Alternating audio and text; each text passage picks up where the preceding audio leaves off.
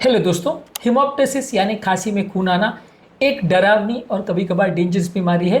जब कभी खांसी में खून आता है तो हमें डिफ्रेंशिएट करना ज़रूरी होता है कि इस पर्टिकुलर व्यक्ति में खांसी में खून क्यों आया है, क्योंकि कारणों में ही बीमारी का ट्रीटमेंट या निवारण होता है और उस कितना बीमारी डेंजरस है, क्या जांचें करनी है, ये सारी चीज़ें इंपॉर्टेंट है।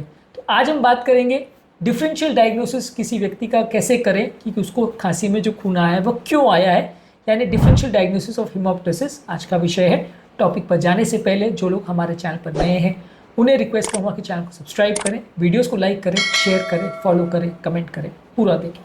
टॉपिक में हर एक पॉइंट बहुत इंपॉर्टेंट है, इसलिए इसे मिस मत करिएगा, एंड तक देखिएगा। चलिए शुरू करते हैं इंपॉर्टेंट वीडियो।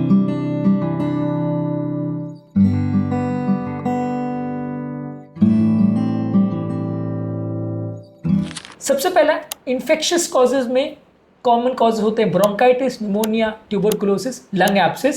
इसमें ब्रोंकाइटिस में ज़्यादातर लोगों को लंग्स की नलियों में सूजन या इन्फ्लेमेशन का साइंस मिलेंगे।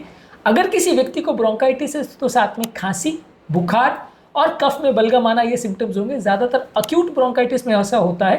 क्रॉनिक ब्रोंकाइटिस में पेशेंट को हर विंटर सीजन में बार बार अस्थमा के अटैक्स जैसे आने का, या बार बार वीजिंग होने का, बार बार भर्ती होने का, बार बार श्वास की तकलीफ होने का, इस तरह के सिम्टम्स मिलेंगे।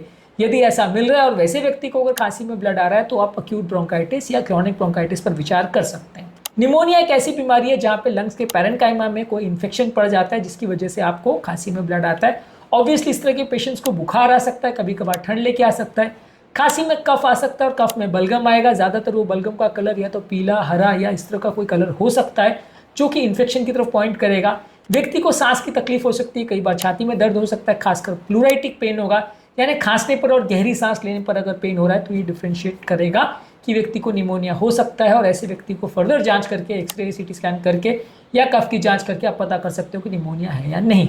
ट्यूबरकुलोसिस यानी लंग्स में टीबी के बैक्टीरिया का इन्फेक्शन डेवलपिंग कंट्रीज में काफ़ी कॉमन है। अब पहले से कम हुआ है लेकिन फिर भी काफ़ी कॉमन है। इस तरह के पेशेंट को लंबे समय तक खांसी आना, बहुत दिनों से महीनों तक खांसी आना, रात के टाइम थोड़ा हल्का पसीना आना, बुखार आना, continuous low grade fever continuously कई दिनों तक रहना, वेट लॉस होना, इस तरह के फीचर्स हो सकते हैं। यदि साथ में अगर पेशेंट को टीबी के ये फीचर्स हैं और खांसी में ब्लड आ रहा है तो आप टीबी के बारे में सोचोगे। एक्सरे में ज़्यादातर आपको मिल जाएगा कि टीबी है या नहीं और उसके बेसिस पे आप डिफ्रेंशिएट कर सकते हो, ट्रीटमेंट स्ट्रैटेजी प्लान कर सकते हो। इसी तरह से अगर किसी को लंग एब्सेस है यानी लंग में पस पड़ गया है तो भी खांसी में ब्लड आ सकता है। इसमें भी निमोनिया जैसे ही फीचर्स मिलेंगे, बुखार मिलेगा, खांसी मिलेगा, छाती में दर्द मिलेगा। लेकिन जब वो व्यक्ति खांसी करेगा तो बहुत फाउल स्मेलिंग एक्सपेक्टोरेशन या बिल्कुल पस आ सकता है। अगर ऐसा आ रहा है तो लंग एब्सेस को पॉइंट करोगा, लेकिन आपको वैसे केस में डिफ्रेंशिएशन करने के लिए एक्सरे, सीटी स्कैन या ऐसी चीज़ें करनी पड़ेंगी, या कई बार वो जो गठान है या जो एब्सेस का पॉइंट है वहाँ से आप एस्पिरेट करोगे, पस निकलेगा तो आप कंफर्म कर सकते हो। पर लगभग इसके फीचर काफ़ी हद तक निमोनिया जैसे रहते हैं, लेकिन ये ज़्यादा लॉन्ग स्टैंडिंग होता है। निमोनिया में हिस्ट्री 2-4 दिन की होगी। एब्सेस जब कई दिनों तक, हफ्तों तक इन्फेक्शन होता है तो ज़्यादातर बनने के चांस ज़्यादा रहते हैं। इसके अलावा न्यूरोप्लास्टिक कॉजेज यानी कैंसर रिलेटेड कॉजेज में क्या हो सकता है, इसमें कॉमन है ब्रोंकोजेनिक कार्सिनोमा जो प्राइमरी लंग कैंसर होता है, जिसमें व्यक्ति को खांसी होगी, वेट लॉस होगा, छाती में दर्द होगा, श्वास फूलेगी और उंगलियों में क्लबिंग यानी उंगलियों के एंड फूल जाने का साइन मिलेगा। अगर ऐसा कोई भी साइन मिल रहा है तो वो कैंसर की तरफ पॉइंट करेगा और उसमें फिर हमको आगे जांच करके कंफर्म करना पड़ेगा कि वो कैंसर है कि नहीं। इसके अलावा एक होता है मेटास्टैटिक कैंसर, जिसमें कहीं और से कैंसर अगर लंग्स में फैल जाए तो भी वैसे व्यक्ति को खांसी में ब्लड आ सकता है। वैसे व्यक्ति को जो सिम्टम्स होंगे वो इस बात पर डिपेंड करेंगे कि कैंसर कहाँ से फैला है। लिवर का कैंसर है तो लिवर के फीचर, किडनी का कैंसर है तो किडनी के फीचर, जीआई ट्रैक्ट का कैंसर है तो उसके फीचर्स ऐसे मिल सकते हैं। इसमें साथ में व्यक्ति को बहुत ज़्यादा वजन कम होगा, बहुत ज़्यादा सुस्ती होगी और धीरे धीरे करके उसकी कंडीशन डिटोरिएट होते जाएगी। अगर ऐसा कोई व्यक्ति को साइन है तो वो मेटास्टैटिक कैंसर की तरफ पॉइंट करेगा, हालांकि फाइनल डायग्नोसिस आपका एक्सरे या सीटी स्कैन पे कंफर्म होगा। इसके अलावा ब्रोंकियल एडिनोमा यानी लंग्स का एक तरह का ट्यूमर होता है। इस तरह के पेशेंट में भी अगर कोई रक्त नली में ये एडिनोमा दबा दे उसको या उसको पंचर कर दे तो वैसे व्यक्ति में ब्लड आ सकता है। ऐसे व्यक्ति को खांसी होना, वीजिंग होना और रिकरेंट इन्फेक्शन होना, इस तरह के साइन सिम्टम्स हो सकते हैं। और ऐसे व्यक्ति को जब भी सिम्टम्स कंफर्म होते हैं तो आप एडिनोमा की जांच करते हो। एडिनोमा को अगर आप सीटी स्कैन में कंफर्म करते हो तो उसका ट्रीटमेंट करते हो। ये ज़्यादातर धीरे धीरे बढ़ने वाली बीमारी है, ज़्यादातर ऐसा नहीं होता कि बहुत जल्दी बढ़े। हाँ, इसमें ब्लड जो आए वो जल्दी में हो सकता है कि जैसे ही एडिनोमा ने नली को पंचर किया तुरंत ब्लीडिंग चालू हो गई, वैसा हो सकता है। पर ये बीमारी धीरे धीरे करके बढ़ने वाली बीमारी, उसमें कोई और फीचर नहीं मिलेंगे।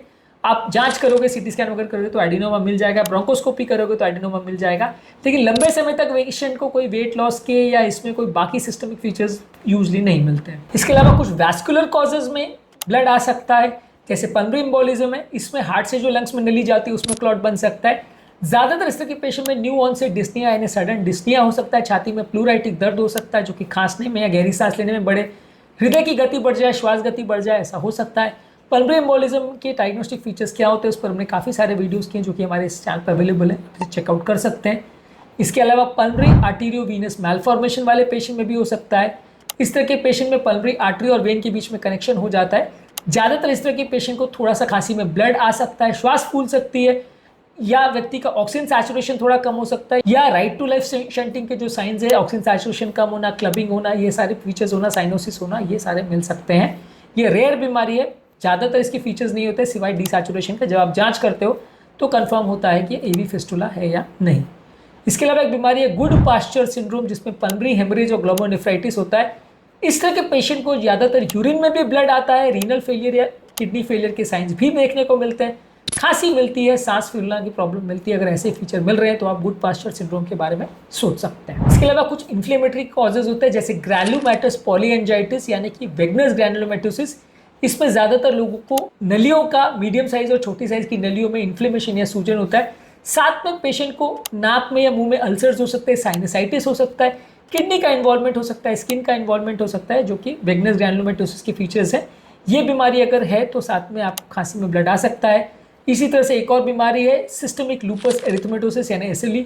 इसमें भी बॉडी में एंटीबॉडीज बन जाते हैं किडनी के खिलाफ, और इसमें साथ में लंग्स में भी डैमेज होता है, तो इसमें व्यक्ति को खांसी में ब्लड आ सकता है। इस तरह के पेशेंट को जॉइंट पेन होना, स्किन में रैशेज होना, किडनी डैमेज होना, लंग्स में सूजन होना, प्लूराइटिस और खांसी में दर्द होना या श्वास लेने के बाद दर्द होना, इस तरह के फीचर्स मिल सकते हैं। यदि ये मिल रहा है तो आपको बाकी टेस्ट के द्वारा कंफर्म करना पड़ेगा कि सिस्टमिक लूपस एरिथेमेटोसिस की बीमारी है या नहीं। इसके अलावा कुछ और कारण है जिसमें आपको खांसी में ब्लड आ सकता है, जैसे ब्रोंकिक्टासिस, पल्मोनरी हीमोसाइड्रोसिस, कोएगुलोपैथीज या फॉरेन बॉडी एस्पिरेशन। ब्रोंकिक्टासिस में आपको हिस्ट्री ऐसी मिलेगी कि इसमें नलियाँ क्या धीरे धीरे करके डायलेट हो जाती है, जिससे उसमें बार बार इन्फेक्शन होता है। तो लंबे समय तक व्यक्ति को खांसी में ब्लड आने का साइन हो सकता है। लंबे समय में व्यक्ति को लार्ज वॉल्यूम में स्पूटम या कफ आता है, रिकरेंट इन्फेक्शन और फीवर की हिस्ट्री होती है। तो ये सारी चीज़ें ब्रोंकिक्टासिस की तरफ पॉइंट करती है, आपको CT या एक्सरे में कंफर्म करना पड़ता है। इसी तरह से पल्मोनरी हीमोसाइड्रोसिस एक बीमारी है जहाँ पर रिकरेंट एल्व्यूला में हेमरेज या ब्लीडिंग होती रहती है। इस तरह के पेशेंट को खून की कमी, बहुत ज़्यादा कमजोरी और रिकरेंट खांसी में ब्लड आने के सिम्टम हो सकते हैं। सिस्टमिक बीमारी है, इसलिए इसकी अलग से जांच आपको करनी पड़ती है। कुछ ब्लीडिंग डिसऑर्डर्स में भी ऐसा हो सकता है जिसमें कोई व्यक्ति का कोई ब्लीडिंग कराने वाली दवा यानी एंटीकोएगुलेंट या एंटीप्लेटलेट पे है तो वैसे व्यक्ति को प्रॉब्लम हो सकती है। लिवर की किसी को बीमारी हो या हीमोफीलिया हो तो वैसे व्यक्ति को ब्लड आ सकता है खांसी में। ऑब्वियसली ऐसे व्यक्ति को सिर्फ खांसी में ब्लड नहीं आएगा, उसको मसूड़ों में भी ब्लड आ सकता है, उसको कई दांतों में या कहीं और जगह से भी ब्लड आ सकता है, कई चोट लगने पर भी ब्लड आ सकता है, बिना कारण के भी ब्लड आ सकता है। तो ब्लीडिंग अगर वैसे व्यक्ति को मिल रही है बार बार तो वो कोएगुलोपैथी की तरफ पॉइंट करेगा। इसके अलावा लास्ट कारण है फॉरेन बॉडी एस्पिरेशन। इसमें यदि आपके श्वास की नली में कोई चीज़ चला जाए, कोई खिलौना या कोई ऐसी चीज़ बच्चे खेलते हुए मुंह में डाल लेते हैं जो कि श्वास नली में चला जाता है, तो वैसे व्यक्ति को भी खांसी में ब्लीडिंग आ सकती है। ऑब्वियसली वैसे व्यक्ति आपको हिस्ट्री देगा या बच्चा ऐसी हिस्ट्री देगा या आपको देखने में मिल जाएगा कि कोई चीज़ इसने मुंह में रखी थी जो कि श्वास नली में चली गई है। आप स्कैनिंग या एक्सरे करते हैं या आप बच्चे की जांच करते हैं तो आपको पता चल जाएगा कि इस तरह का कोई चीज़ें मिला है। साथ में पेशेंट को चोकिंग के फीचर्स होंगे, श्वास लेने में तकलीफ होगी, खांसी होगा, श्वास लेने में वीजिंग जैसे साउंड्स आएंगे। इस तरह के अगर आपको स्ट्राइडर और वीजिंग के साउंड्स आ रहे हैं तो ये इस तरह की फॉरेन बॉडी की तरफ पॉइंट कर सकता है। ब्रोंकोस्कोपी द्वारा आप इसे कंफर्म कर सकते हैं। तो आज के टॉपिक में हमने बात करी differential diagnosis of causes of haemoptysis, यानी किसी व्यक्ति को अगर खांसी में ब्लड आ रहा है तो उसके क्या कारण हो सकते हैं। उम्मीद करूंगा कि आज के टॉपिक में कुछ नया जानने को मिला होगा। पल्मोनरी हेमोप्टासिस या हेमोप्टासिस के क्या कारण होते हैं, कैसे डिफरेंशिएट करते हैं और कैसे मैनेजमेंट करते हैं, इस पर अलग अलग वीडियोज़ हमने ऑलरेडी किए हैं। आप ये सारे वीडियोज़ हमारे चैनल में देख लेंगे तो इनको आपको बीमारी के बारे में आइडिया हो जाएगा। टॉपिक एंड करने से पहले जो लोग हमारे चैनल पर नए हैं उन्हें रिक्वेस्ट करूँगा कि चैनल को सब्सक्राइब करें, वीडियोज़ को लाइक करें, शेयर करें, फॉलो करें, कमेंट करें, पूरा